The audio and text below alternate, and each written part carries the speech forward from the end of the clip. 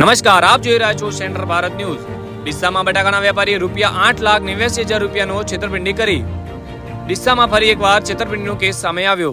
જ્યારે ડીસામાં બટાકાનો વેપાર સૌથી મોટા પ્રમાણમાં થાય છે, જ્યારે ડીસામાં અનેક વેપારીઓ અને ગ્રાહકો એકબીજા વેપારીઓ દ્વારા છેતરપિંડીનો ભોગ બને છે, આજે ફરીથી એક છેતરપિંડીનો બનાવ સામે આવ્યો છે। જ્યારે છેતરપિંડી કરનારા બટાકાના વેપારી મુકેશભાઈ ગંગારામભાઈ પઢિયાર રહે જૂના ડીસા ગાયકવાડ, તેઓએ વેપાર માટે ₹8,89,000નો બટાકાનો જથ્થો તારીખ 1/4/2021ના રોજ કનૈયાલાલ હંજારજી પરમાર રહે ડાવસ ડીસા તેમના પાસેથી લીધેલો હતો। જ્યારે બટાકાના સમયસર રૂપિયા ચૂકવણી ન કરતા તેઓની પેઢી ભોલેનાથ આલુ ભંડાર કલોલ માર્કેટ યાર્ડ, જેમના માલિક મુકેશભાઈ ગંગારામભાઈ પઢિયાર પાસે બટાકા આપનાર કનૈયાલાલ હંજારજી પરમાર ઉઘરાણી કરવા માટે આવ્યા હતા। ત્યારે ₹8,89,000 રૂપિયાનો ચેક મુકેશભાઈ ગંગારામભાઈ પઢિયાર દ્વારા આપવામાં આવ્યો હતો। જ્યારે વારંવાર ચેક રિટર્ન થતા કનૈયાલાલ હંજારજી પરમાર દ્વારા કોર્ટ કેસ કરવામાં આવ્યો હતો।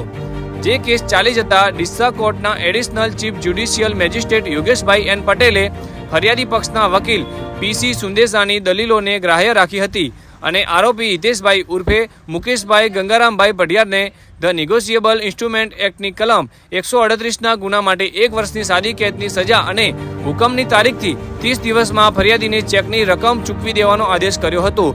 જો આરોપી ચેકની રકમ ન ચૂકવે તો વધુ 3 માસની સાદી કેસ ભોગવવાનો પણ હુકમ કર્યો હતો। જોતા રહો સમાચાર, bureau report, central Bharat news.